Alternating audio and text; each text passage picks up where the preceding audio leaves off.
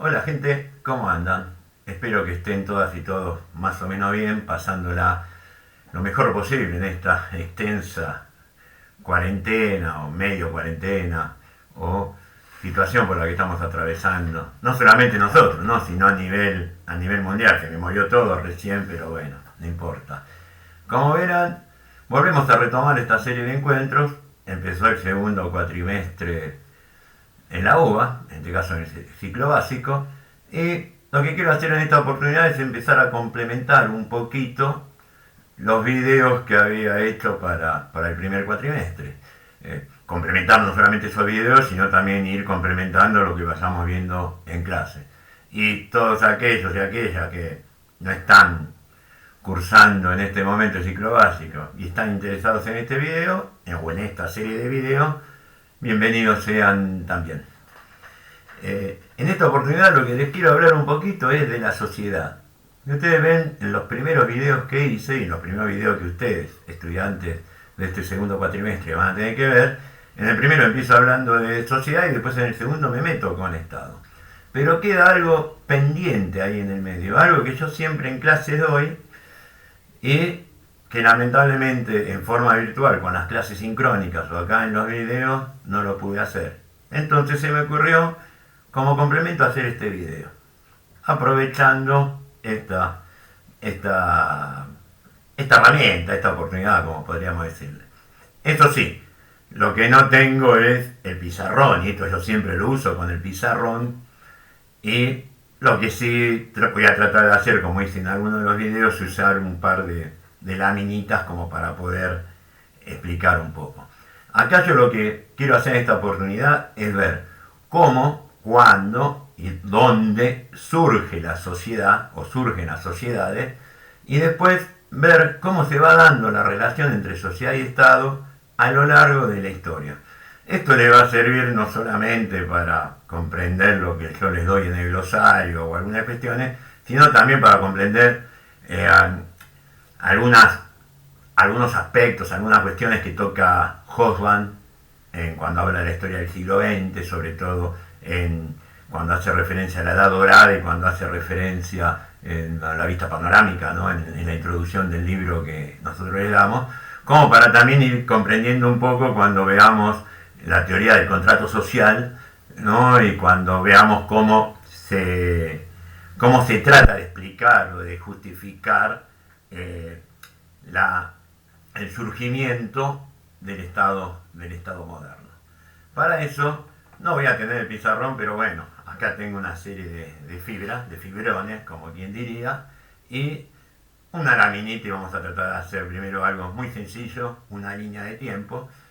Yo lamentablemente en Paternal tengo todo el pizarrón que es como una cuadra y obviamente la línea de tiempo la super aprovecho, ¿no? O sea, tengo para divertirme. Acá va a ser muy chiquita, espero que la entiendan y eso sería lo ideal. Para poder trabajar más cómodo, voy a sacar a mi amiguito que acá está como, no, o sea, un poquito resfriado el muchacho. Para no contagiarse de COVID, vamos a ser sinceros, acá tiene el pañuelito. Lo vamos a dejar por acá. Disculpame que te dejo acá abajo. Y vamos a tratar de acomodarnos para hacer algo. Vamos a tratar de hacer una línea de tiempo. Opa, me salió cualquier cosa, no importa. Esto es en vivo, como quien dice. Y acá tenemos, ¿no? Acá vamos a marcar un punto, acá vamos a marcar otro. Vamos a poner el 2020 y acá vamos a poner el 5000 antes de Cristo al 4000 antes de Cristo, ¿no? Vamos a ver cómo sale. Se ve, ¿no? Una línea de tiempo medio medio, donde vamos a tener acá, me tengo que acostumbrar con las manos, acá 4000 a 5000 antes de Cristo y acá tenemos este lindo año que nos tocó que es el 2020, ¿no? ¿Y por qué marco estas fechas, no? Bueno, primero vamos a empezar por la del 4000 a 5000 antes de Cristo. Ustedes fíjense que estoy poniendo 1000 años de diferencia. Acá es donde uno más o menos va a dividir en esos años va a dividir lo que llamamos comúnmente historia y lo anterior a la historia que sería la prehistoria. Vamos a utilizar el rojo, a ver si se ve.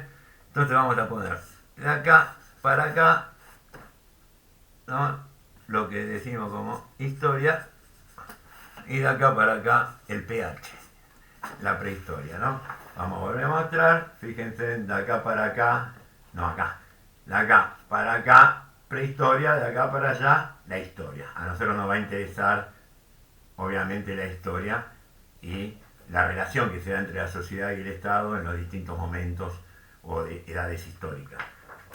¿Y por qué yo pongo 1000 años? Porque es más o menos estimativo. Muchos autores sostienen que más o menos la historia comienza a partir del año 4500, por ahí antes de Cristo. ¿Cuál es el motivo? Yo siempre en clase juego con ustedes, juego con los estudiantes y los estudiantes, para ver si tienen idea, ¿no?, de cuál es el acontecimiento que nos marca un poco el inicio de la historia. Como acá lamentablemente no podemos tener ese intercambio, lo hago yo, lo digo directamente. Obviamente que el acontecimiento que va a marcar el inicio de la historia es la escritura, ¿no? El surgimiento de la escritura. El surgimiento de la escritura, como puse acá, ¿no? El surgimiento de la escritura se va a dar en esa época más o menos, hacia 4500.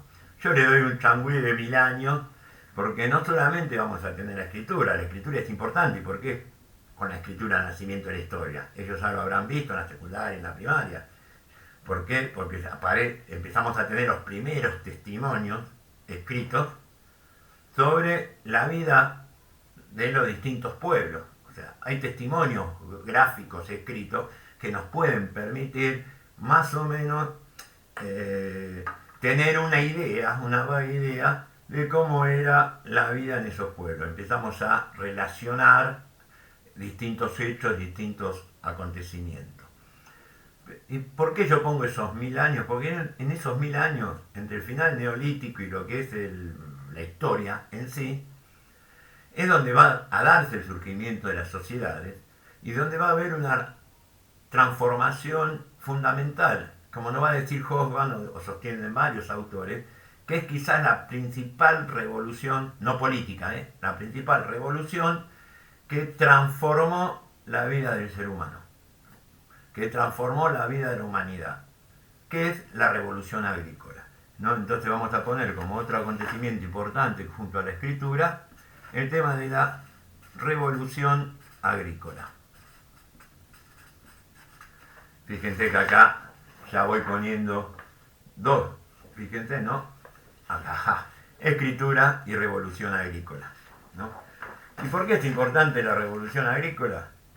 Porque el ser humano descubrió que podía trabajar la tierra, ¿no? Que se podía establecer en un lugar y de ahí no moverse más.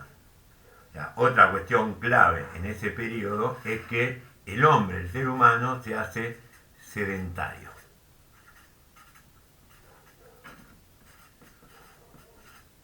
¿Qué significa esto? Que en vez de ir de un lugar a otro, el ser humano, los pueblos ya se afincan directamente en un lugar, ¿no? Y a partir de ese afincamiento, de ese sedentarismo, es cuando podemos decir que surge la sociedad. Es el origen de la sociedad, de las primeras sociedades. Por lo tanto, fíjense que yo acá, ¿no?, pongo los 4 elementos centrales o 4 acontecimientos centrales que van a marcar estos 1000 años, entre el 5000 y el 4000 antes de Cristo, y que van a dar un vuelco impresionante a la historia de la humanidad. Si nosotros nos podemos a pensar, la flechita que va para allá, para el lado de la prehistoria, estamos hablando de cientos de miles de años. Si vemos que acá estamos entre el 4000 y 5000 antes de Cristo, o 5000 y 4000 antes de Cristo, y acá estamos en el 2020, en total estamos hablando de unos 6000 a 7000 años de historia, que es nada en comparación a lo que es la evolución y el desarrollo de la humanidad. Y fíjense que en estos 7000 años, cómo ha evolucionado la humanidad. Y precisamente la evolución de la humanidad se da por estos acontecimientos. Eso sí, como algo obvio, ¿qué viene primero, el huevo o la gallina? Acá hay varias controversias, disidencias. O sea, el hombre, el ser humano, se hizo sedentario porque descubrió la agricultura y a partir de ahí nace la sociedad. El hombre se hace sedentario y porque se hace sedentario, que encuentra una buena tierra, un buen lugar para vivir, en donde pasar el frío y el calor, en donde no pasar hambre y dejar esa etapa de recolector, cazador, etcétera, ¿no? Y a partir de hacerse sedentario, descubre la agricultura, empieza a trabajar la tierra y descubre que trabajando la tierra puede sacarle sus frutos y su provecho a lo mismo, y a partir de ese sedentarismo y esa revolución, y como ya decide quedarse, ya el tipo de construcción va a ser distinto que el de las cuevas o el de las chozas, ya empieza a existir las grandes construcciones y las construcciones que van a permitir a ese pueblo establecerse durante todo el tiempo que quiera en ese lugar, ¿no? Entonces, a partir de ya no ir deambulando de un lugar a otro, sino quedándose en un lugar, ya es necesario lo que vimos entre la diferencia entre comunidad y sociedad. Ya es necesario establecer leyes, un orden, ¿no? O reglas, pautas, un orden que va más allá de lo moral, ¿no? Y de la convivencia, que es un orden que permita afianzar esa convivencia, pero a su vez permita poder desarrollarse el pueblo como tal, ¿no? Bueno, esto por un lado. Yo cuando llego acá, generalmente, presencialmente en el aula, ahí en Paternal, hago un dibujito. Soy malo dibujando, lo van a ver ahora. Pero bueno, acá lo preparé antes, porque si lo hacía acá no terminaba más. Y acá vamos a ver si se entiende. Fíjense, este sería una suerte de mapa, fíjense, ¿no? Europa, África, para por acá, África, y acá no tenemos, me pierdo con esto, Asia, ¿no? Y fíjense un detalle, acá está el origen de las civilizaciones antiguas.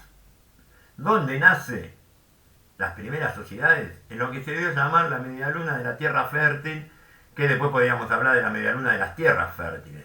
Porque por lo general, la medialuna de la tierra fértil, ¿qué zona incluye? Acá lo que estoy marcando, Egipto, la parte del río, del Nilo, y acá fíjense en la Mesopotamia, con el Éufrates, y me voy para otro, y el Tigris, ¿no? Acá, y toda esa zona que hoy corresponde a Irak, a Irán, Egipto, esa zona del Asia Menor y del norte de África, parte del norte de África, es lo que se conoce como la media luna de las tierras fértiles. ¿Y por qué se conoce de esa manera, media luna? Fíjense un detalle. Vamos a hacer ahora sí el dibujito. No tengo otro color, así que vamos a usar el rojo. Si nosotros vemos,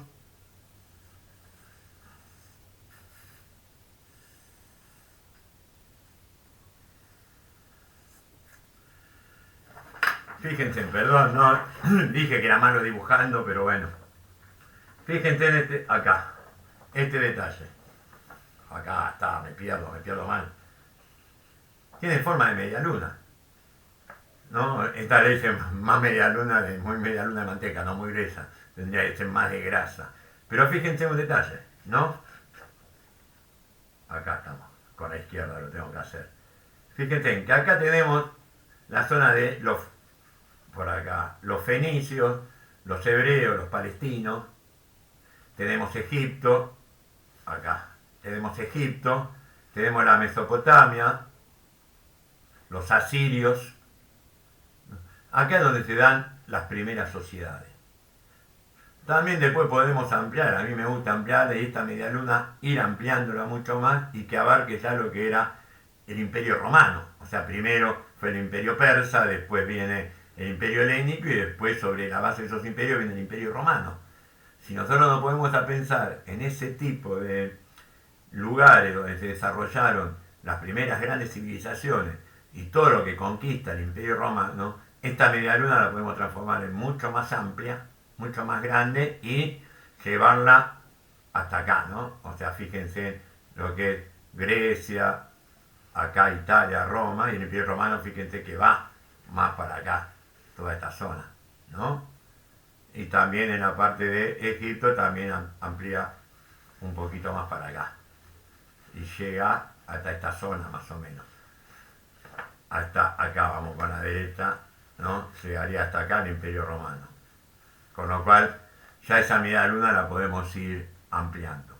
Y acá fíjense que en cuanto a lo que nosotros hablábamos de la necesidad de establecer un orden jurídico o establecer leyes características de la sociedad, fíjense que las dos primeras codificaciones escritas que hay en la humanidad se produce en donde uno dentro de esta zona de la media luna de las tierras fértiles, que sería acá en Babilonia, ¿no? en la Mesopotamia, el famoso código de Hammurabi. El código de Hammurabi, lo que generalmente conocemos como la ley del talión, escrita incluso, nombrada incluso en lo que es la Biblia, ¿no? La ley del talión es ojo por ojo, diente por diente. Esta sería la primera codificación de leyes. ¿Qué significa eso? Bueno, como siempre digo, el que roba se le corta la mano, ¿no? El que mata es asesinado, al violador ya sabemos lo que le pasa, no lo vamos a decir, etcétera, etcétera. O sea, es el ojo por ojo, diente por diente. Esa es la primera de codificación de leyes escritas. La segunda ya se va a dar en Atenas, ¿no? Y acá, ¿no? En Grecia, la zona esta de Atenas, respecto a los reformistas, a los reformadores, ¿no? Solón, Dracón, Clístenes, el padre de la democracia, y acá hay un caso muy especial. La segunda codificación de leyes escritas sería la de Dracón. Dracón tiene una característica, ¿no? Que supera a la ley del talión. ¿Por qué? Porque Dracón, ¿qué es lo que hace? Establece una serie de, vamos a dejar esto por acá, una serie de cosas que no se pueden hacer, lo que está prohibido, podríamos decir. Y aparte de lo que está prohibido, bueno, ¿cuál es la pena? ¿Cuál es el castigo para esa prohibición? La pena de muerte. Por eso hoy en día, cuando una ley, el castigo que impone esa ley es muy fuerte, demasiado por el delito cometido, o sea, imagínense un tipo que roba por primera vez, va preso y robó está bien, robó a mano armada, pero no se resistió a la autoridad ni nada, fue su primera vez, y de repente el tipo se come una pena de 6, 7, 8 años. Si zafa, lo agarran de nuevo, cuando la tercera vez que lo agarran, pero nunca utilizó la violencia nada más, un revólver para poder imponer, podríamos decir, el respeto, entre comillas, y poder hacer su trabajito también, en comillas, ¿no? Lo que es el robo, al tipo le corresponde, porque se le suma la primera causa, la otra, más la otra, le corresponde como 20 y pico años de cárcel. Y a un violador, ¿no? Que comprobado todo, le va a corresponder a lo mejor mucho menos años. Entonces de repente muchas veces, ¿no? Tenemos leyes muy duras, no solamente nosotros, sino en otros países, donde el delito que uno comete no se justifica la pena que le corresponde. Demasiado castigo, demasiada pena para el delito que cometió. A ese tipo de leyes se las llaman leyes draconianas, por la rigurosidad de la condena, del castigo. Y todo viene por el tema de Dracón, ¿no? Dracón, que es aquel que decía, bueno, ustedes quieren saber qué se puede hacer, qué no se puede hacer, bueno, no se puede hacer esto. Y el que lo hace y es encontrado culpable, lo matamos, punto, pena de muerte, ¿no? Estas son las primeras dos codificaciones. Después vendrá el derecho romano, padre, podríamos decir, de lo que sería el derecho actual, pero eso ya es otra historia. A partir de esto que dije, donde surgen las sociedades, vamos a ver un poquito la relación que se da entre los distintos periodos históricos. Acá voy a marcar, vamos a ver por acá,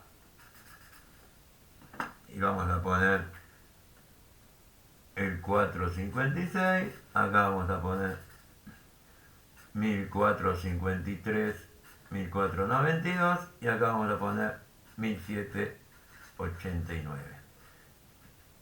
¿no? Fíjense, acá está las tres flechitas, ¿no?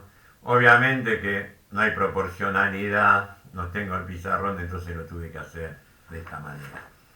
Si ustedes ven estas etapas, ¿por qué hice esto? Porque acá vamos a tener la edad antigua. Acá vamos a tener la edad media. Acá la edad moderna. Y acá la edad contemporánea. Fíjense, ¿no? Como hacemos empezamos con la edad antigua, edad media, moderna y contemporánea. Fíjense en un detalle, ¿no? Acá. Entre 4000 y 5000, vamos a poner 4500 a.C., al 456 después de Cristo, estamos hablando 5000 años. 5000 años de edad antigua. Entre el 456 hasta el 1453, 1492, estamos hablando de 1000 años. Ya fíjense en cómo de 5000 años bajamos a 1000 años. De 1453, 1492 a 1789, estamos hablando de 300 años. De 1789 hasta ahora, estamos hablando de 200 y pico de años. ¿Y qué significa estas edades? Estas edades significa que la forma de vida, el tipo de sociedad, el tipo de Estado y las relaciones sociales, económicas, culturales, políticas, etcétera, etcétera, etcétera, se fueron modificando con el tiempo, pero mantuvieron cierto tipo de continuidad a lo largo de determinados periodos. Si bien tiene sus vaivenes, fíjense, y sus matices, fíjense, matices por tiempo, por regiones, etcétera, etcétera. Fíjense que el tipo de sociedad y el tipo de Estado y el tipo de relaciones que se da entre la sociedad y el Estado, en la edad antigua, más allá de sus matices, se da ese mismo tipo de relación, o ese tipo de relación predominante, podríamos decir, durante 5000 años. Después se da durante 1000 años. Ya bajó totalmente. Pasados esos 5000 años, el nuevo tipo de relaciones va a durar aproximadamente 1000 años. Pasados esos 1000 años, el nuevo tipo de relaciones va a durar 300 años. Y pasados esos 300 años, 200. Y yo digo 200 porque para mí, coincidiendo en el tema de Hodgman que habla del final del siglo XX con la caída del muro de Berlín, no solamente la caída del muro de Berlín, el final de la Guerra Fría, o sea, 1989, 1991, es el final del siglo XX, sino para mí es el final de la edad contemporánea. Para mí empieza una nueva era a partir de la caída del muro de Berlín. El siglo XXI no tiene nada que ver, desde mi punto de vista, con lo que sucede en el siglo XX y en el siglo XIX. Es otra cosa que estamos viviendo. Con el tiempo, seguramente los especialistas, ¿no?, llamarán a esta edad que estamos viviendo de otra manera, ¿no? Supongo, ¿no? Pero que tiene mucho que ver con los cambios, con las evoluciones que se dan. Acá fíjense, el año 456, ¿qué significa? ¿No? La caída de Roma, la caída del Imperio Romano de Occidente. Con eso concluye la Edad Antigua y comienza la Edad Media, el feudalismo. La Edad Media va a concluir aproximadamente hasta, podríamos decir, los años 70, 80 del siglo pasado. Se estimaba que era con la caída de Constantinopla, con la caída del Imperio Romano de Oriente, en 1453. Después hay otros sectores que empiezan a sostener que no, que el verdadero final de la Edad Media y el comienzo de la Edad Moderna se produce con la llegada de los europeos a América, con la llegada de Colón a El Salvador y Rodrigo Díaz de Vivar gritando tierra, tierra. Bueno, entonces sería 1492. Por eso lo puse 1453, 1492, donde vamos a poner la caída de Constantinopla y también vamos a poner la llegada de los europeos a América. Nada de hablar de descubrimiento de América, ni de encuentro de dos mundos, ni de todas estas cuestiones, porque la verdad no hubo ni descubrimiento ni encuentro, ¿no? Vinieron y hicieron bolsa lo que eran las culturas y las sociedades, aparte de llevarse todo lo de este continente, por lo menos del Centroamérica para abajo, llevarse todo para otros pagos. La Edad Moderna terminaría en 1789, que creo que la mayoría de ustedes saben qué pasó ese año, que sería la Revolución Francesa. Fíjense, acá marcamos, ¿no? Donde estamos, caída de Roma en el 456, caída de Constantinopla en 1453, la llegada de los europeos a América en 1492, 1789 la Revolución Francesa. Eso sería la cuestión. Si yo dije que la revolución agrícola era algo fundamental, yo voy a marcar más o menos acá en rojo otra revolución fundamental para el avance de la humanidad y lo que se da el crecimiento tan rápido de la humanidad, que es la revolución industrial.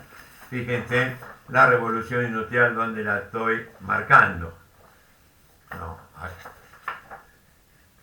acá, ahí.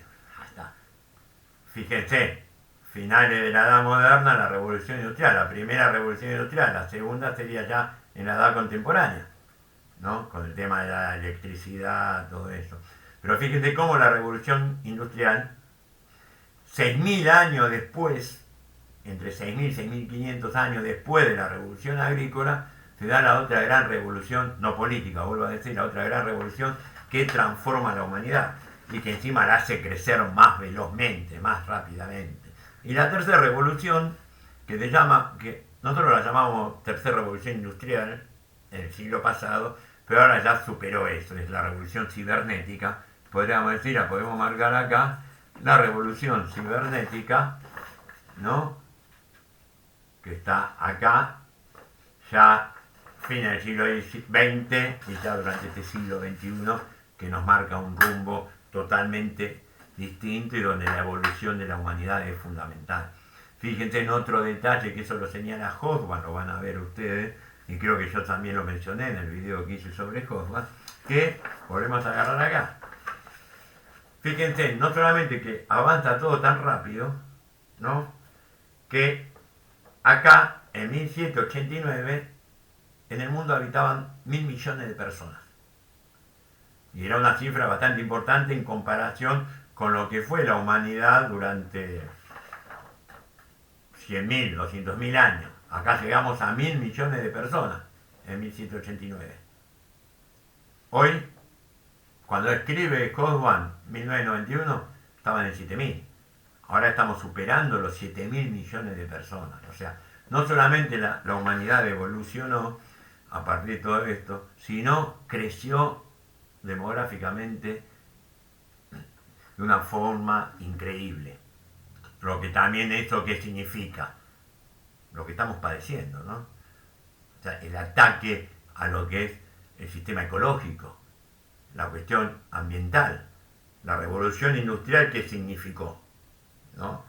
O sea, significó tirar un montón de desechos, arruinar un poco la naturaleza. Con eso, el crecimiento insostenible de la humanidad, fíjense, que esto significa, una cosa son 1.000 millones, otra cosa 7.000 millones, o sea, y el sedentarismo, o sea, crear nuevas ciudades, nuevas edificaciones. Fíjense en el caso de Argentina, la ciudad de Buenos Aires, Puerto Madero se crea en los años 90.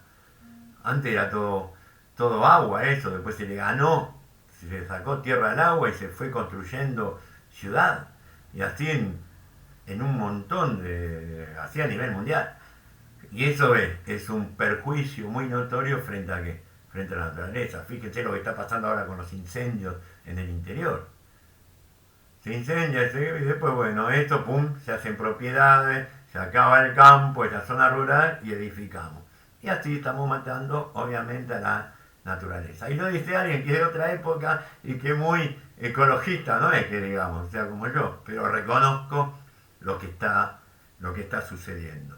Por último, para terminar y no hacerlo demasiado extenso, en lo que es la relación sociedad y Estado, ¿por qué dividí esto? Para tener en cuenta, y eso para que ustedes también, cuando vean a Hobsbawm y vean un poquito sobre, porque Hoffman habla mucho sobre Marx y lo que es la guerra fría entre capitalismo y comunismo, cada edad va a tener su propio modo de producción. Y acá sí vamos a utilizar un término marxista, el modo de producción.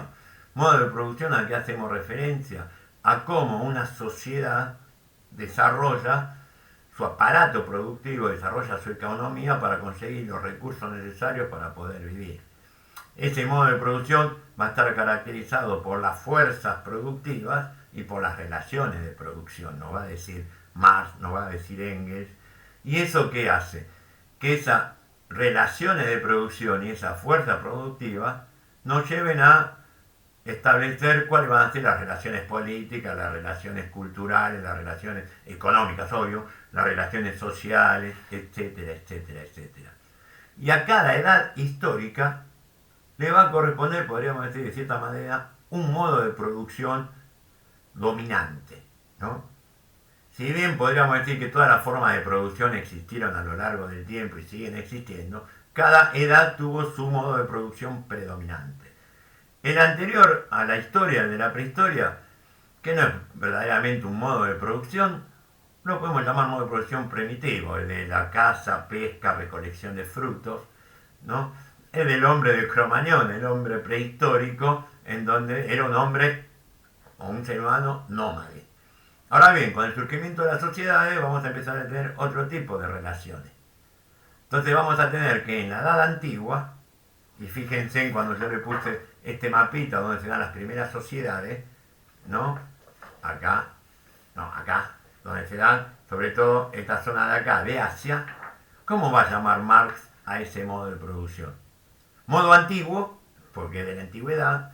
Modo asiático, porque surge con las primeras civilizaciones en el Asia Menor. O si no, modo esclavista, el esclavismo, ¿no? ¿Esto qué significa lo del esclavismo? El esclavo era considerado un ser inferior y la verdadera fuerza productiva, el que hacía los trabajos sin ningún tipo de paga, era el esclavo.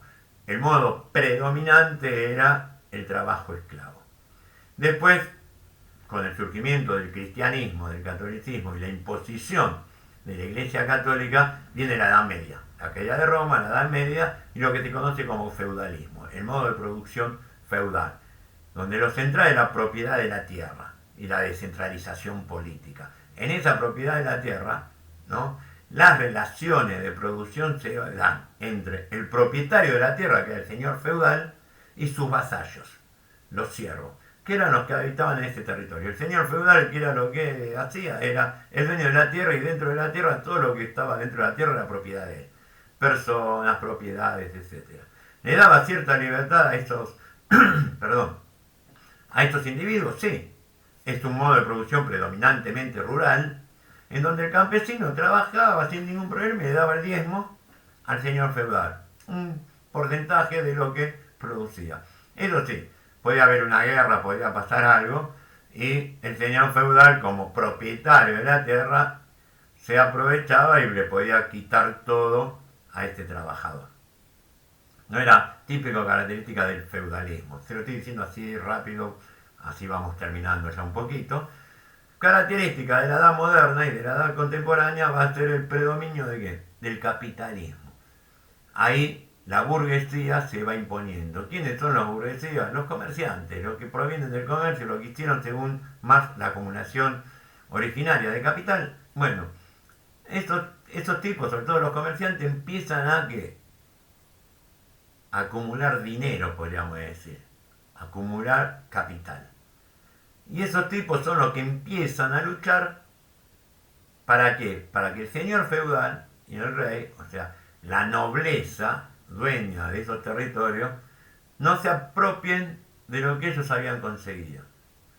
Eso se va a ir logrando con las distintas revoluciones burguesas. Ahí sí ya viene lo político, las distintas revoluciones burguesas, la gloriosa revolución inglesa, la revolución francesa, las revoluciones que se dan durante el siglo XIX, que van a terminar imponiendo al capitalismo como el modo de producción predominante, en donde lo que se va a tratar de fortalecer es la propiedad privada, la idea de propiedad privada, pero esa idea de propiedad privada hace referencia a la propiedad del capital.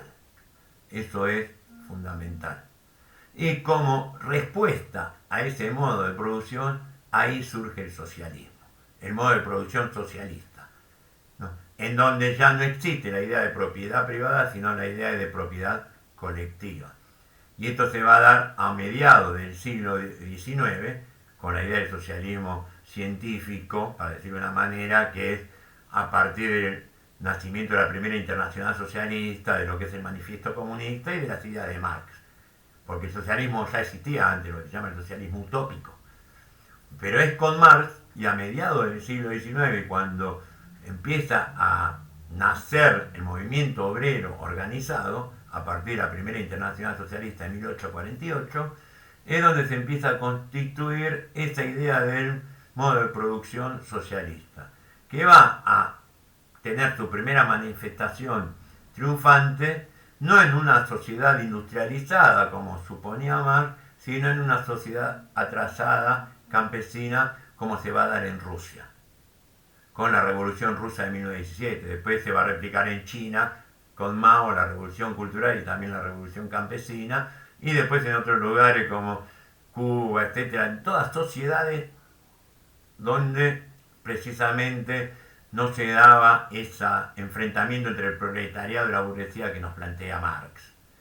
Y este modo de producción socialista, el comunismo, ¿no?, es el que se va a enfrentar al capitalismo. Y eso se va a ver bien en claro, estos dos modos, durante el siglo XX, principalmente desde después de la Segunda Guerra hasta la caída del muro de Berlín, lo que nosotros conocemos comúnmente como Guerra Fría. Bueno, esto era para completar un poquito lo que está en los otros videos sobre sociedad y Estado, lo que vimos el otro día en la clase. Espero que les sirva. Es lo que hay, muchachos, muchachas, ¿no?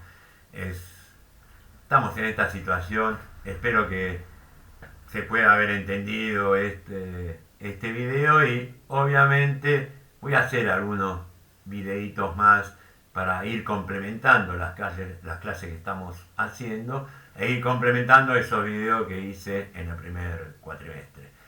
Bueno, gente, esto es todo. Le agradezco mucho si nos estamos viendo. Y como decía en los anteriores videos, tratemos de quedarnos en casa y de cuidarnos. Cuidémonos nosotros mismos y cuidemos a los otros.